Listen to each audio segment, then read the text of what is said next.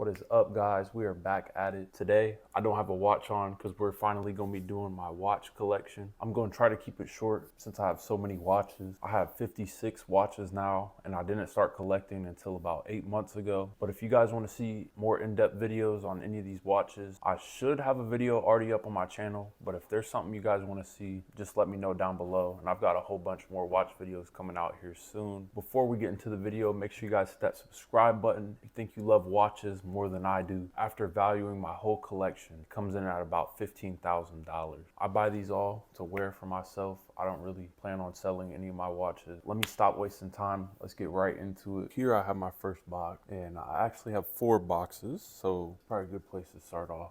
This is one of my first watches I had. One that I had back since high school. My dad got me this in high school. Just a Burberry quartz watch. And you know, these Michael Kors all have like a fossil movement in it too. This will be one I could never sell in my collection. Next up, we have these two. So these were the first 2 watches that really got me into watch collecting. These is kind of what started it all. So I did my first watch video over these 2. That's when I really knew that watches was going to be my niche. But here we have a green Citizen Eco Drive. Kind of looks like a Submariner. It's just a really comfortable stainless steel bracelet. These were the first watches I bought with my own money. So this is kind of what started the watch addiction. And then next up, I bought these both at the same time. We got the Citizen Toyota. We've got a nice automatic movement in this one, a Japanese Miyota movement. We got the presidential stainless steel bracelet. Next up, going down the line, we got my Belova Marine Star.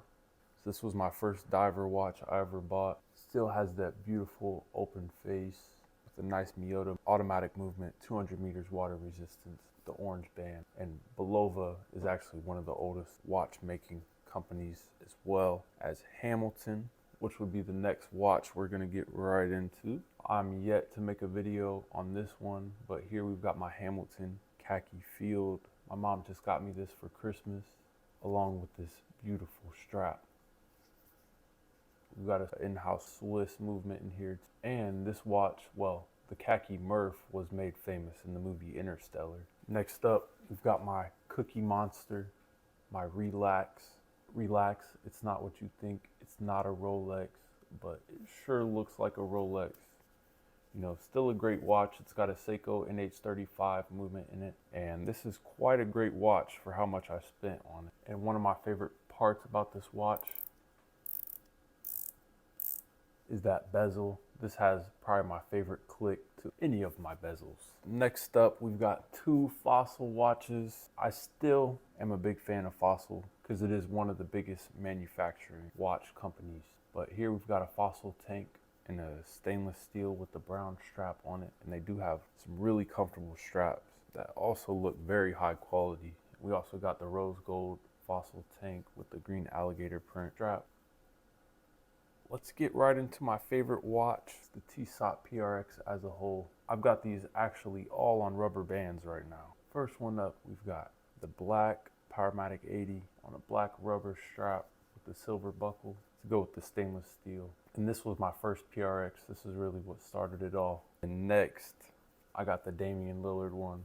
So this one definitely has some cool features on it. It's got the Dame time in the bezel, if you guys can see that. It's got a nice gold touch to it. And let me show you guys the back of the watch on this one, just because it's the best part of the watch. So they got Damian Lillard, and then I swapped it out and put the carbon PRX bracelet on there, just because it's got the black buckle and the black seconds hand with the Dame dollar. Next up, we probably have my favorite watch in my collection, the Tissot PRX carbon with the Powermatic 80 movement. This one also doesn't have any silicone in it for all you PRX haters saying that there's plastic in the movement. This is definitely my favorite watch in my collection, and I had to upgrade the band on this one. I felt like the rubber band didn't do this watch any justice. I love the touches of the silver because there's the silver hands and the silver hour markers. We got the black alligator leather, which I just feel like brings this watch to a whole nother level. Then next up, we got the Gradient PRX. This one came with the stainless steel bracelet, but I just think this blue complements it so much. It just makes it pop that much more. And I always have the stainless steel bracelet, even from my black PRX so I can just keep one on ice. Got a Powermatic 80 movement in it as well. And the dial just turns from white to blue, then to purple from the right angle. I don't know how you guys can hate on the PRX. And then next up, we've got my first GMT watch, the Seiko 5 GMT with the automatic in-house Seiko movement and a nice rotating bi-directional bezel. This is my first and only GMT watch at the moment, but this will always have a special place. And then next up is my Seiko 5 Diver with the blue dial. This has also got a nice clicking bezel, but a black bezel on this one, and then the gold bracelet. This is actually the watch my mom has got me for my birthday. We've got the watch my girlfriend got me for my birthday. The same Seiko 5 Diver with the day and the date function, but this one here is in brown with the gold bezel. This one definitely holds a special place in my collection. And then next up, we've got the Seiko Cocktail Time, the Mojito on a nice brown leather strap. And honestly, the dial on this one is just beautiful. Definitely up there in the top 10 watches in my collection. All we have left in this box is my Omegas. So I'll try to go through these pretty quickly. We got the Omega MoonSwatch Northern Lights. I just love the dial on this one with those aqua hands, and we got a wrist buddy strap on there. Next up, we got the Mission on Earth Lava Omega MoonSwatch with the wrist buddy strap on there as well. Then next up, we got the Omega MoonSwatch Mission on Earth, the Desert Sand. This one's cool because it's the cool gray colorway. We put on a nice suede strap that I think these straps just complement the watch so well. And then next up, we got the Omega MoonSwatch Speedmaster Black Snoopy. So actually, my mom got this watch in Vegas and then resold it to me. So I bought this one for $400 over retail price from my own mother. Definitely one of my favorite MoonSwatches, and we put the black suede strap on it. And next up, we got my most recent purchase, the Omega Speedmaster White Snoopy. I've still got it on the original strap. I do have another strap for it. I just like this one better, honestly. I think the all white just looks so clean for it. But I've got a white rubber strap on the way, just like the Wrist Buddies one. So we're gonna see how well that strap is compared. And then next up, we've got another MoonSwatch, the Mission to Venus. And I got this one at a pop-up shop, and I put on just a rubber Amazon strap with a nice clasp. And next up, we've got the Speedmaster Mission to Saturn. This one's cool because it's the only one with the actual planet on it. And it's also got another just Amazon rubber strap with a nice clasp on there. As you guys can tell, I'm a huge fan of the MoonSwatches. And we've also got one more swatch collab, the Blancpain Scuba 50 Fathoms, another diver watch with a mechanical movement and a great click to that bezel. But this one is the Indian Ocean. That concludes my first watch box. This is definitely the biggest one in all of my favorite watches, so I wanted to get this one out the way. First up, for this box, we've got all of my G-Shocks. We've got a G-Shock 5600, the original Casio Square. Next up, we have the GMD S 5600, which is actually a woman's watch, but I actually like how small it is, honestly. That color of purple on there is just great. And then next up, we've got another 5600, except it's got this cool mirror effect on it, which this one is definitely, this and the purple one is one of my favorite G-Shock. We're gonna get to my favorite one here in a second. This one's got a cool silver resin. And then this is the only watch that isn't a G-Shock, probably because this is the legendary Casio Duro. 200 meters of water resistance, a screw down crown, so many straps you can wear for it too, and a nice clicking bezel.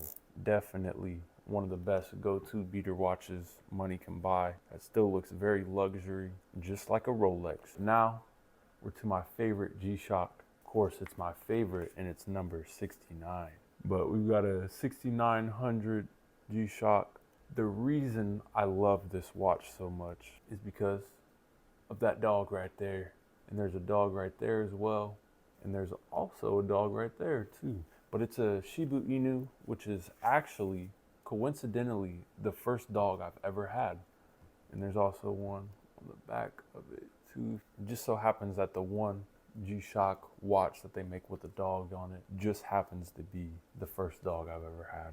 Next up, we've got my first G-Shock I ever bought. You know, I really wanted a GA 2100, but they didn't have one at the store I went to. So I just got the one that looked closest to it. But this is definitely very chunky. To the GA 2100s, what an iconic G-Shock. And what really opened up my eyes to G-Shock in the first place. We've got the translucent black summertime, great blue color on there, that nice iridescent dial. And then I couldn't decide which one I liked better, so I also had to get the white G-Shock summertime GA 2100, since I just love white watches, honestly. Next up, we've got another white G-Shock GA B 2100. Those hits of blue, red, and green, nice subtle hits. But this is a all white G-Shock. Next up, we got my first GA 2100, all black resin, the touches of red, green, yellow, pink. And then we got the glow in the dark GA 2100 with the gray resin. It's got the little hints of like that bolt yellow. We've also got a GAB 2100. This watch I really just got to wear to work. I think that is all of the G-Shocks. Next up, we're gonna get moving over to my mainly Casio box. I've definitely got a lot of Casios in my collection. First up, let's talk about these Timexes real quick. It's got the Indiglow. What a nice feature on this watch. But it's a nice beater watch for work. So we got another Timex Expedition. The military green band. And then that orange second hand with the arrow second hand. And this also has the Indiglow feature as well too. I lied, I actually got two GMT watches. So this one is the Casio Royale. One of my favorite features about this watch is right now we're in my current time zone and we go to Chicago, LAX, and Tokyo, all in the click of a button. So and it's on a nice stainless steel bracelet. We also got a Casio MDW, the white dial, and a stainless steel bracelet.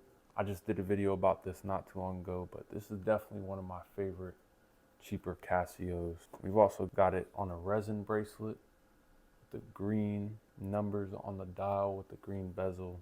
These both have a nice unidirectional rotating bezel. And then I got this Casio, I don't even know what this one's called, but it's just a navy blue one. You know, I really just bought this for my cousin for Christmas, but it looked way too big. I didn't know it was 44 millimeters, so I just kept it for myself and got him a MDW.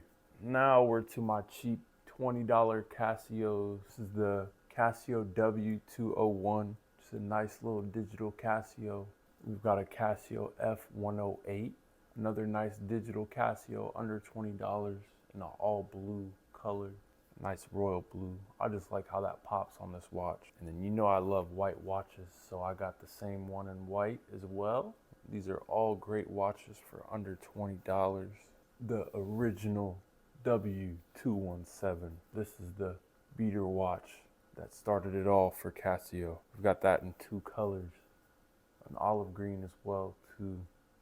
We've also got a vintage Casio calculator watch. And I actually love the bracelet on this one. Definitely a unique watch. That's all for my third box. Now let's get into the last box. So first, I'm gonna start with my favorite watch in here, the Cheech and Chong Up in Smoke. I love how they do collabs like this, and I just couldn't not get this one. And my girlfriend got me that for Christmas, so what a great gift. And then to stick with the swatch, we've got the Fade to Pink. I actually do have more swatches other than a MoonSwatch, so I don't want to hear that I'm a hype beast when I actually had this before I had any of my MoonSwatches. Definitely super loud ticking on these two. That's what Swatch is known for. Next up, we got our vintage Casios. I'm gonna go with this one first just because it's my favorite out of these Casios.